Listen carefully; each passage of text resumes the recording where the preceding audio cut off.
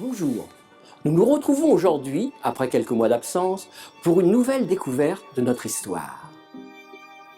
Je vous emmène entre Port-Bourgenais et la baie de Cayola, sur un site mal connu, celui de la mine d'argent de Richard Cœur de Lion. Alors, en route pour le lieu-dit la mine, célèbre pour son vivier.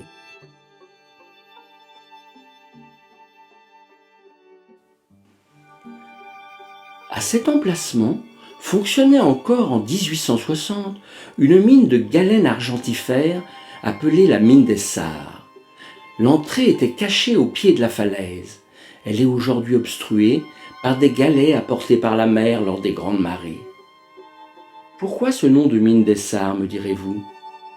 Les Sarres sont le nom donné par les anciens au goémon, aux laisses de mer, ces algues arrachées de leurs rochers et rejetées sur la côte aux grandes marées. Quant au minerai, la galène, c'est un minéral très lourd, car c'est du plomb sous forme de sulfure, renfermant une très faible proportion d'argent. On sait que la mine était exploitée à l'époque de Richard Cœur de Lion. En effet, le roi faisait battre monnaie à la salle roi à quelques centaines de mètres de là. La mine est mentionnée Les Sarres sur la carte de Cassini en 1768. En 1779, Robert de Granville y note une qualité d'argent qui surpasse la production de toutes les mines d'Europe. Mais c'est en 1784 qu'à la demande de Louis XVI, un ingénieur, le baron Philippe Frédéric de Dietrich, inspecte la mine et indique « Les conditions de travail y sont déplorables dans des galeries où il faut évacuer l'eau à chaque marée, mais aussi dans la fonderie qui envahit par les vapeurs toxiques de gaz sulfureux. » Aussi, l'exploitation cessa après la Révolution et la mine fut totalement fermée en 1860. On trouve encore la trace des puits par lesquels on remontait le minerai. Et en surface, sous les chênes verts, on trouve les ruines des murs de la fonderie dans le sous-bois.